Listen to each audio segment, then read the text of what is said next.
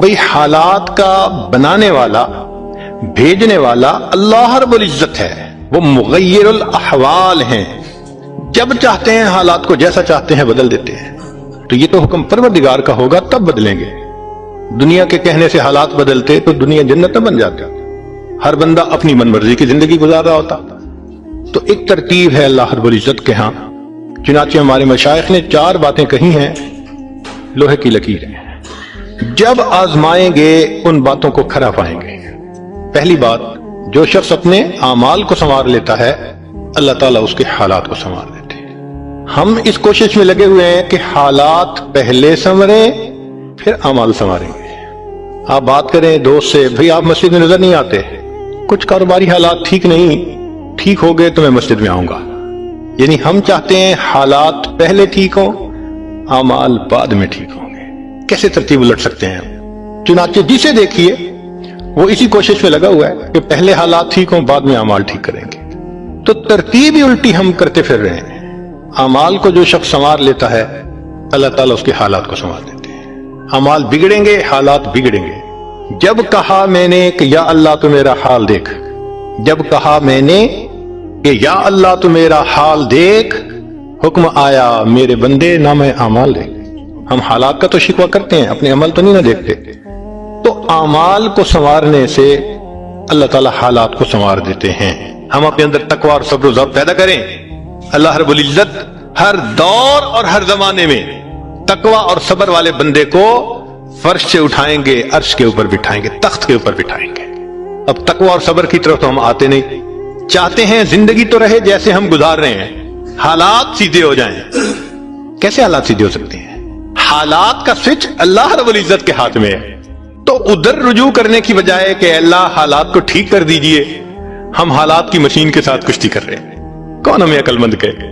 تو پہلی بات، جو شخص اپنے اعمال کو ٹھیک کر لیتا ہے اللہ رب العزت اس کے حالات کو ٹھیک کر دیتے ہیں۔ دوسری بات، جو شخص اپنی آخرت کو سنوار لیتا ہے اللہ تعالیٰ اس کی دنیا کو سنوار دیتے ہیں۔ ہم پھر الٹے چاہتے ہیں کہ پہلے دنیا سنورے پھر ہم آخرت سنواریں گے، یہاں پھر ہم غلطی کرتے ہیں۔ دن رات دنیا سنوارنے میں لگے ہوئے ہیں، پزل بنی ہوئی ہے، ایک حصہ جوڑتے ہیں تو دوسرا ٹوٹتا ہے، وہ توڑتے ہیں تو پہلا ٹوٹتا ہے۔ ہر بندہ لگا ہوا ہے اسی کوشش میں۔ تو اللہ رب العزت کے ہاں ترتیب یہ ہے۔ اس کی مثال اگر دیکھنی ہو، صحابہ رضی اللہ عنہ کی مبارک زندگیوں کو دیکھیے، انہوں نے اپنی آخرت کو سنوارا، اللہ نے اس کے نتیجے میں ان کی دنیا کو سنوار دی۔ بات کیا تھی کہ نہ کیسر و کسرا سے ڈرے، چند وہ لوگ کے اونٹوں کے چرانے والے، اور جن کو کافور پہ ہوتا تھا نمک کا دھوکا، بن گئے دنیا کی تقدیر بدلنے والے۔ انہوں نے اپنی آخرت کو سنوارا، اللہ نے دنیا سنواری۔ کیسے؟ اطمینان۔ اللہ نے مال و دولت کے اتنے ڈھیر عطا کیے تھے، انس اللہ عنہ کہتے ہیں کہ میں لکڑی کاٹنے والے کلہاڑے سے سونے کی اینٹوں کو توڑا کرتا تھا۔ اب لکڑی کے کلہاڑے سے جو سونا ٹوٹے گا وہ تولوں میں اور گراموں میں تو نہیں نہ ہو سکتا۔ اللہ نے اتنی دولت ان کے قدموں میں ڈال دی تھی۔ بچہ پیدا ہوتا تھا، اس کا روزینہ متعین تھا۔ سیدنا عمر رضی اللہ عنہ نے ایک رات دیکھا، ایک عورت چھوٹے سے بچے کو روٹی کا ٹکڑا کھلانے کی کوشش کر رہی ہے، بچہ رو رہا ہے۔ پوچھا کیوں کر رہی ہو؟ کہنے لگی کہ امیر المومنین نے قانون بنایا ہوا ہے کہ جب بچہ دودھ چھوڑے گا پھر ہم بیت المال سے روزینہ متعین کریں گے، تو میں کوشش کر رہی ہوں۔ عمر رضی اللہ عنہ آئے، بہت روئے۔ صحابہ کہتے ہیں کہ اس دن فجر کی نماز پڑھائی، قرات کے اندر اتنا گریا اور بکا تھا کہ ہمیں سمجھنا مشکل ہو رہا تھا، اتنا رو رہے تھے۔ ہم حیران تھے آج امیر المومنین کو کیا ہوا۔ نماز پڑھانے کے بعد منبر پر بیٹھے، عمر کے اوپر اللہ رحم کرے، اس نے کتنے بچوں کی جان لی ہوگی۔ مقصد یہ تھا کہ میں نے جو یہ قانون بنایا تو کتنی ماؤں نے معصوم بچوں کے دودھ چھڑوائے ہوں گے اور وہ دودھ سے محروم ہوں گے میری وجہ سے۔ پھر اعلان فرمایا کوئی ماں بچے کو دودھ جلدی مت چھڑوائے، جس دن بچہ پیدا ہوگا اسی دن بیت المال سے وظیفہ متعین کر دیا جائے گا۔ آج سے 1400 سال پہلے ہے۔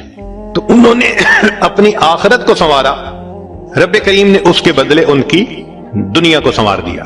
قرآن مجید میں اللہ تعالیٰ فرماتے ہیں اگر یہ بستی دیسوں والے ایمان لاتے، تقوی کو اختیار کرتے، ہم ان کے لیے آسمان سے برکتوں کے دروازے کھول دیتے۔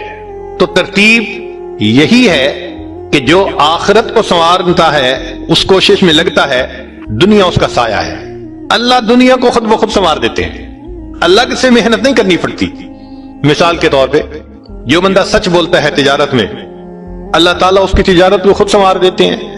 قسم اٹھا کے یہ بات کہی جا سکتی ہے کہ سچ بولنے والا تاجر کبھی مفلس نہیں ہو سکتا، پاسبل ہی نہیں کہ سچ کی بنیاد ہو اور اس میں برکت نہ ہو۔ تو دو باتیں ہیں، جو شخص اپنے اعمال کو سنوارتا ہے اللہ تعالیٰ حالات کو سنوار دیتے ہیں، جو اپنی آخرت کو سنوار لیتا ہے اللہ تعالیٰ اس کی دنیا کو سنوار دیتے ہیں۔ ہارون رشید اپنی کھڑکی میں سے نیچے دیکھ رہا ہے، مسجد کے دروازے پر امام ابو یوسف رحمۃ اللہ علیہ تشریف لا رہے ہیں اور ان کے پیچھے دو شاگرد ساتھ ساتھ جڑے ہوئے ہیں، دونوں چاہتے ہیں کہ میں جوتے اٹھاؤں، ہر ایک اس کوشش میں ہے۔ جب امام ابو یوسف رحمۃ اللہ نے جوتے اتارے تو ان میں سے ایک بچے کا ہاتھ ایک جوتے پہ پڑا، دوسرے کا ہاتھ دوسرے جوتے پہ پڑا، دونوں نے ایک ایک جوتا اٹھا لیا۔ پھر انہوں نے فوراً آپس میں یہ طے کر لیا کہ ایک نے کپڑا بچھایا رومال، ایک نے بھی جوتا ڈالا دوسرے نے بھی اس میں ڈال دیا، ایک نے ایک طرف سے پکڑ لیا دوسرے نے دوسری طرف سے، کہ دونوں کو جوتے اٹھانے کا اجر مل جائے۔ حضرت آگے جا رہے ہیں اور پیچھے دو طالب علم اس طرح جوتے لے کے جا رہے ہیں کہ رومال کے اندر جوتے ہیں، ایک نے بھی پکڑا ہوا ہے دوسرے نے بھی پکڑا ہوا ہے۔ ہارون رشید نے دیکھا تو ٹھنڈی سانس لی۔ بیوی نے پوچھا ہارون رشید کیا ہوا؟ کہنے لگا یوں تو دنیا ہمیں بادشاہ کہتی ہے، ہمارے جوتے اٹھانے کے لیے بھلا کون جھگڑتا ہے؟ یوں تو دنیا ہمیں بادشاہ کہتی ہے، ہمارے جوتے اٹھانے کے لیے بھلا کون جھگڑتا ہے؟ جو آخرت سنوارتا ہے اللہ ایسے دنیا سنوارتے ہیں کہ دنیا جوتے اٹھانے کے لیے جھگڑتی ہے بس۔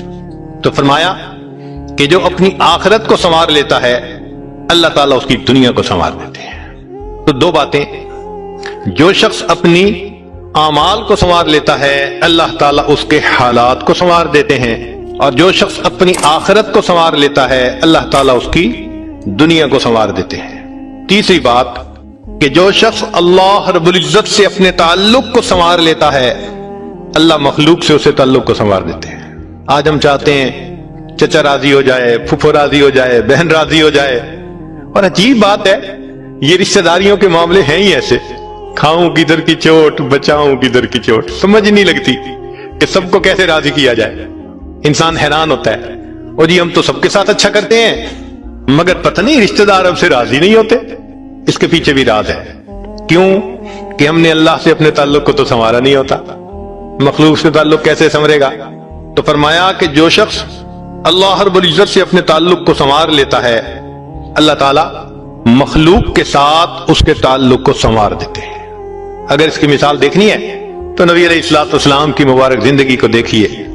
ایک وہ وقت بھی تھا کہ جب اپنے رشتہ دار نبی علیہ الصلوۃ والسلام کو تکلیف پہنچاتے تھے، آپ بازار میں آگے آگے دعوت کا کام کرتے تھے اور پیچھے آپ کا چچا ابو لہب لوگوں کو کہتا تھا کہ یہ شخص غلط بیانی کر رہا ہے تم اس کی بات مت ماننا، اپنے مخالفت کرتے تھے۔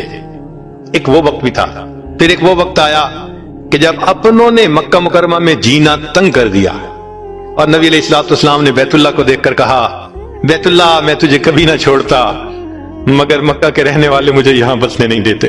مبارک آنکھوں میں آنسو تھے اور اللہ کے حبیب جدا ہو رہے تھے۔ پھر کیا ہوا کہ جب آپ آ کر فاتح مکہ بن کر بیٹھے تو وہی قریش تھے جو قدموں میں آ کر پڑ گئے اور انہوں نے آپ کی غلامی اختیار کر لی۔ ہندا نے کہا جتنے خیمے دنیا میں تھے سب سے زیادہ آپ کے خیمے سے مجھے نفرت ہوا کرتی تھی، آج جتنے خیمے ہیں سب سے زیادہ محبت مجھے آپ کے خیمے سے ہے۔ اللہ اکبر۔